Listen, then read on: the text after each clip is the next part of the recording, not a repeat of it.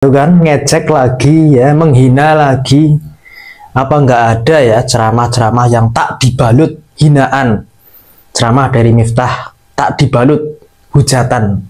Nggak ada ya, pasti ada ya. Ya kan, kalau Anda kata pun ini viral, ya jelas viralnya kenapa? Memang menghujat seseorang. Atau istilah modernnya body shaming. Ya memang itu faktanya kan teman-teman. Assalamualaikum warahmatullahi wabarakatuh. Jumpa lagi kita di channel saya ke-7.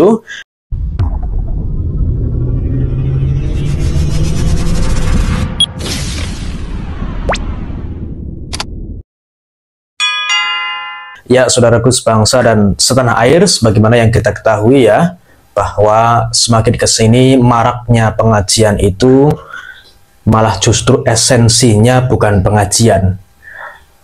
Semakin banyak ya pengajian-pengajian di Jawa Tengah maupun di Jawa Timur itu malah semakin banyak memunculkan sebuah komedian-komedian ya, sebut saja seperti Gus Miftah, yang saya jarang ya menemukan Gus Miftah itu pengajiannya isinya ngaji kitab atau menyampaikan ilmu agama secara real. Tapi yang saya dengar teman-teman ya, bahwa hanya lelucon belaka. Kenapa ya harus seperti itu? Apa supaya pengajiannya itu laku, atau supaya menarik perhatian orang, atau supaya untuk viral? Kan itu yang dipertanyakan teman-teman. Bahwa sebagaimana yang kita ketahui ya, Gus Miftah itu viral dengan mengatakan pedagang es teh itu suatu kata-kata yang tak pantas diucapkan oleh seorang katanya dai, katanya pendakwah ya, katanya bahkan Gus anaknya kiai, tapi kok ucapannya seperti itu kan.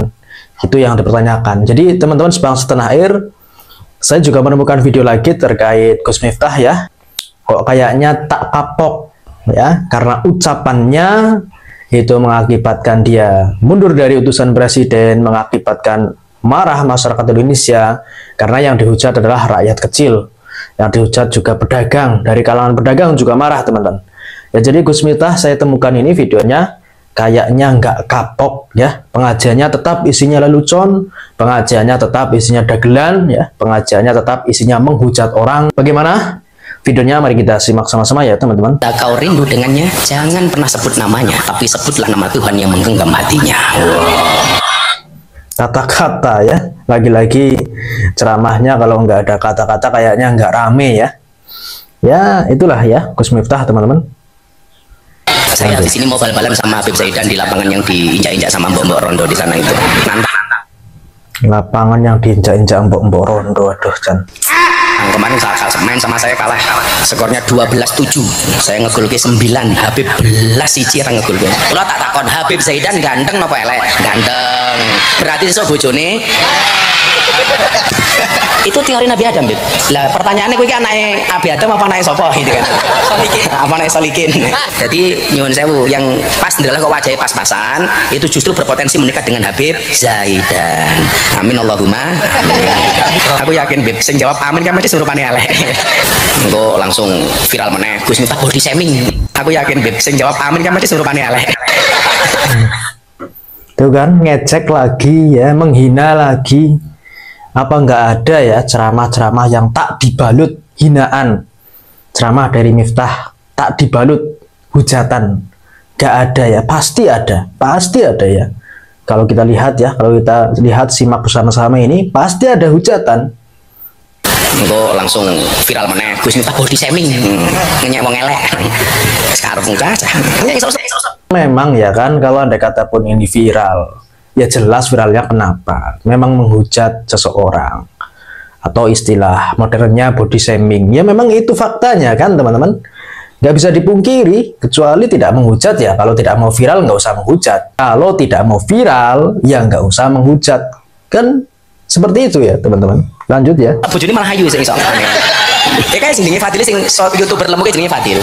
Wong wingi ngene pengajian mangke pantun. Ku coba-coba melempar manggis. Manggis ku lempar, mangga ku dapat. Ku coba-coba melamar gadis. Gadis ku lamar, emaknya ku dapat. Wong kadang-kadang Habib Zaidan ini justru ngelirik sing ora nganggo make up. Ngaku-ngaku. Malah tenane. Kowe ngerti istilah inner beauty apa ora? Oh, anu Gus. Mbak Bumbon, jago kantin. Siapa? Mbak Bumbon. Mbak Bumbon ki sapa meneh? Jago kantin sekolah. Oh, njogo kantin sekolah wong belas rawadaan kuwi. Kowe ngono ku ya kolu. Kene Mbak-mbak ya tak kadani ben awakmu iki pasaramu Jangan menghina lagi. Mbak-mbak Bumbon, kata Habib Bidin itu penjaga kantin di sekolah.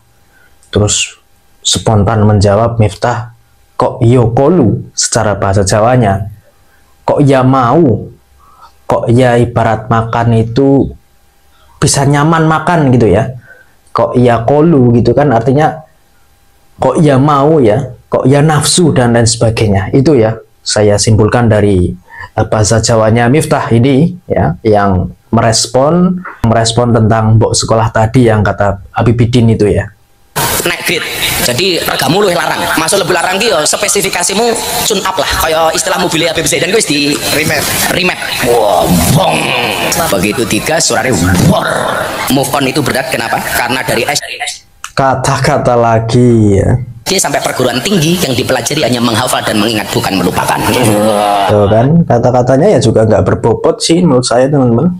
Ya, kecuali kata-kata itu yang paling bagus di dalam pengajian ya kata-kata ayat Al-Quran, hadis Nabi, qaul ulama itu paling bagus.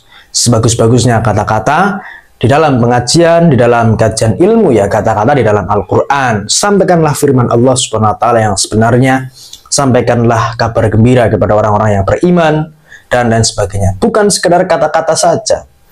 Kata-kata itu apa sih sebenarnya? Kalau tidak bermakna ya teman-teman, kalau tidak bermakna hanya mendapat sebuah respon yang biasa, sebuah respon yang tidak berguna semacam ini, ya buat apa didengar ya? Katanya rupamu kurang iso move on sangka ulang tahun Sekar Langit ini. Orang pas selawatan nih, pas dangdutan nih. Move on itu pilihan, gagal move on itu cobaan, pura-pura move on itu pencitraan. Ya, kata-kata lagi. Ya, inilah ya teman-teman potret di ormas terbesar Nahdlatul Ulama, bahwa kalau tidak merespon itu ya, Majelis Ulama Indonesia tidak merespon itu semua, tidak jadi mengeluarkan sertifikat ulama ya.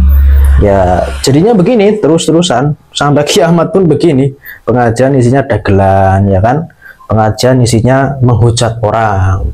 Pengajian isinya merosting orang. Pengajian isinya kemudian menghinakan orang. Itu orang siapa sih, ciptaan siapa? Itu kan ciptaan Allah Subhanahu wa taala yang kemudian sebenarnya tak pantas kita itu menghujat, menghina dan lain sebagainya, tak pantas sama sekali. Ciptaan Allah Subhanahu wa taala. Ya, imbas viralnya Gus Miftah ya karena ucapan itu pun harus ditafakuri oleh Gus Miftah sendiri sebenarnya. Harus kemudian introspeksi ya, janganlah ya melupakan hal-hal yang kemarin sehingga ya sekarang kembali lagi ke setelan pabrik. Dagelan, kata-kata, dagelan dan lain sebagainya. Ya, teman-teman sebangsa dan setanah air yang rahmat Allah Subhanahu wa taala. Terus ya, intinya saya menyuarakan kepada Majelis Ulama Indonesia yang katanya mau membuat sebuah sertifikat ulama supaya rapi loh. Dakwah supaya rapi, terkhusus ya teman-teman di organisasi terbesar, para pendakwah-pendakwah itu kan sebagai contoh kan, itu malah justru yang kita dengar hujatan, kata-kata yang tak pantas, adab-adab majelis ilmu tak diterapkan ya. Nah, mau bagaimana ilmu bisa tersampaikan kalau adab-adab majelis ilmu itu tidak diterapkan oleh para pendakwah, para yang katanya Gus, yang katanya Kiai. Ini berbahaya teman-teman, karena yang hadir di suatu pengajian itu bukan hanya orang tua ya, bukan hanya kaula muda, tapi anak kecil SMP kemudian SMA ya. Dia ingin ngaji di situ yang katanya majelis ilmu, ikuti orang tuanya ke majelis ilmu. Sampai di majelis ilmu malah yang didengar apa? Kata-kata yang tak pantas, goblok lah dan lain sebagainya. Ini kan yang menjadi PR sebenarnya untuk MUI. Ya, saya terus-terusan ya menyuarakan ini. Karena apa? karena ini sangkutannya terkait agama saya sendiri ya. Kalau nanti ke depan ya gus-gus semacam ini tidak ditegur ya, bahkan tidak di stop dakwah-dakwahnya ya, bahkan tidak dilarang dakwah-dakwahnya, ya nanti akan muncul lagi gus-gus yang kemudian dagelan, gus-gus yang kemudian ngawur ceramahnya, gus-gus yang tidak punya malu.